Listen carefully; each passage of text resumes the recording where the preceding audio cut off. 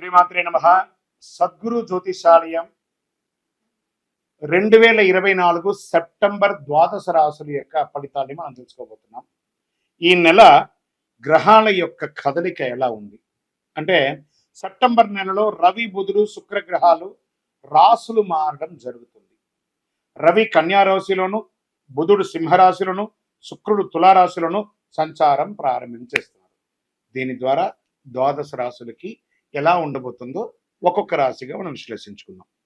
జ్యోతిషాస్త్రరీత్యా ద్వాదశ రాశుల్లో 9వ రాశి అయినటువంటి ధనుసు రాశి మిత్రులారా, మీరు మూలా నక్షత్రం 1, 2, 3, 4 పాదములు, పూర్వాషాఢ నక్షత్రం 1, 2, 3, 4 పాదములు, ఉత్తరాషాఢ నక్షత్రం మొదటి పాదానికి జన్మించిన మీరు ధనుసు రాశి వారిగా పరిగణించబడుతున్నారు.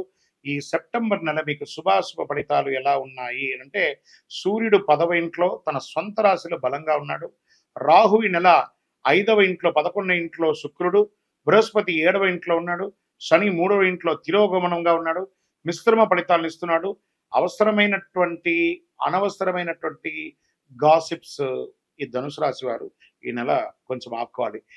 ఈ మధ్య చాలా బాగుంది చాలా బాగుంది చాలా బాగుంది అని చెప్పుకుంటూ వస్తున్నాను కదా, గ్రహాల యొక్క చేంజ్ వల్ల ఈ నెల కాస్త జాగ్రత్తగా ఉండక తప్పదు. అధిక సంభాషణకు అవాయిడ్ చేయండి. పోటీదారుల సమస్య ఎక్కువ అవుతుంది.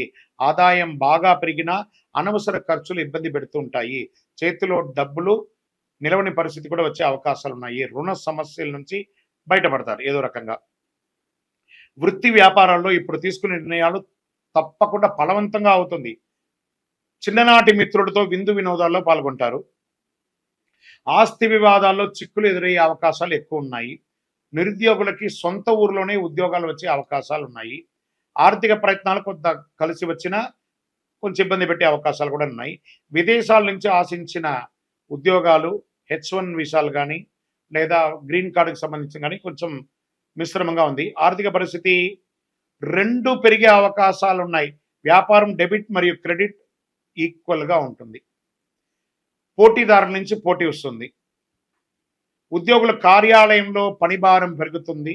ఆశించిన లాభాలు పొందడం చాలా ఇబ్బంది పడుతుంటారు. సహోద్యోగుల నుంచి తగినంత సహకారం లభించకపోవచ్చు. ఉన్నతాధికారుల నుంచి స్ట్రెస్ ఉంటుంది. వస్త్రాభరణాలు కొనేవాళ్ళు కాస్త ఆలస్యంగా కొనండి మాస ద్వితీయంలో. కొత్త వాహనం కొనాలనుకునే కోరికను కాస్త పోస్ట్పోన్ చేయండి. ఈ నెల కాస్త ఆరోగ్యం పట్ల శ్రద్ధ వహించాలి. ఈ నెల ఆఖరికి వచ్చేటప్పటికి మీ పేరు మీద ఉన్న ఒక అపవాదు కూడా తొలగిపోతుంది. కోర్టు కేసు ఏమైనా ఉంటే మాస ద్వితీయంలో దిగ్విజయం అయ్యే అవకాశాలు కనబడుతున్నాయి. మీ యొక్క పిల్లలు చదువు కోసం ప్రయత్నం చేస్తున్నారా, లేదా ఈ రాశిలో ఉన్న విద్యార్థులకి ఇది చాలా బాగుంటుందని చెప్పచ్చు. బంధుమిత్రుల మధ్య, అన్నదమ్ముల మధ్య విభేదాలు కలగచ్చు. ఆధునిక విద్యుత్ పరిక్రమలు కొనే అవకాశాలు ఉన్నాయి. అవి కొనేటప్పుడు చాలా జాగ్రత్తగా ఉండండి. పాత వాహనం అదే చాలు, కొత్త వాహనాలు కొనాలనుకున్న వాళ్ళకి కాస్త పోస్ట్పోన్ చేయండి. విద్యార్థులకి చాలా ఛాలెంజెస్ ఉంటుంది ఈ నెల. ఆరోగ్యం పట్ల శ్రద్ధ వహించండి. కొవ్వు పదార్థాలు ఎక్కువ తినకండి. కొలెస్ట్రాల్ పెరగడం, బరువు పెరగడం, జీర్ణక్రియలకి శస్త్రచికిత్స లాంటివి జరగడం, స్కిన్ రిలేటెడ్ అలర్జీస్ రావడం, ఇవన్నీ ఈ నెల అవకాశాలు ఉన్నాయి. రాజకీయ నాయకులకి మిశ్రమం. కాలమే సమాధానం చెప్తుందని సైలెంట్గా ఉండాలి. దస్తావేజులని జాగ్రత్త. షేర్ మార్కెట్ ఈ నెల మానుకోండి అవసరమైతే. మీడియా రంగం వారికి మిశ్రమం. ఐటీ రంగంలో చాలా మార్పులు జరగబోతున్నాయి, జాగ్రత్త పడండి. వివాహం కాని వారికి ఇంకొక 2 నెలలు ఓపిక పట్టండి. అదృష్టమైనటువంటి రోజులు 2, 7, 8, 11, 15 బాగుంటుంది. చంద్రాష్టమం సెప్టెంబర్ 26, 9వ నెల 2024 5 గంటల 12 నిమిషాల నుండి 29/9/2024 3 గంటల 38 నిమిషాల ఉదయం వరకు చంద్రాష్టమం ఉంటుంది. జాగ్రత్త. ఈ 2 రోజులు చాలా జాగ్రత్తగా ఉండాలి. పరిహారం ఏం చేసుకుంటే బాగుంటుంది? కాలభైరవాష్టకం చేయండి. శనీశ్వరునికి కొబ్బరి నూనెతో దీపం వెలిగించండి. శివాలయంలో అభిషేక ఆరాధనలు చేయండి. ఏదో ఒక ఆరాధన చేస్తూ ఉండండి. దైవ ప్రార్థన చేయండి. మిమ్మల్ని మీరు నమ్మండి, దైవాన్ని నమ్మండి. జ్యోతిష్యం పడుతున్న వర్షానికి ఒక గొడుగు మాత్రమే. నేను చెప్తున్న ఇబ్బందులన్నీ మీరు దైవ ప్రార్థనతో తీసేయచ్చు. ఇదాన్ని కూడా ప్రయత్నం చేయండి. పడుతున్న వర్షానికి ఒక గొడుగు. మీరు మిమ్మల్ని నమ్మండి. మీ కులదైవంలో ఇష్టదైవానికి మీ యొక్క వయసు సంఖ్య ఎంత ఉందో అన్ని దీపాలు వెలిగించండి. మీ జ్యోతిష్యం, సంపూర్ణ జ్యోతిష్యం తెలుసుకోవాలనుకుంటున్నారా? మీ పరిసర ప్రాంతాల్లో ఉన్న జ్యోతిష్ శాస్త్ర నిపుణులను సంప్రదించండి. లేదా మా ద్వారా తెలుసుకోవాలనుకుంటున్నారా? ఈ యొక్క నంబర్‌కి మీ date of birth, time of birth, place of birth WhatsApp చేయండి. కరుంగాళి మాలను ధరించండి. ఈ యొక్క ద్వాదశ రాసుల ద్వారా మేము చెప్పినటువంటి ఈ యొక్క రాశి ఫలితాలని చూస్తున్నటువంటి మా యొక్క బంధుమిత్రులందరికీ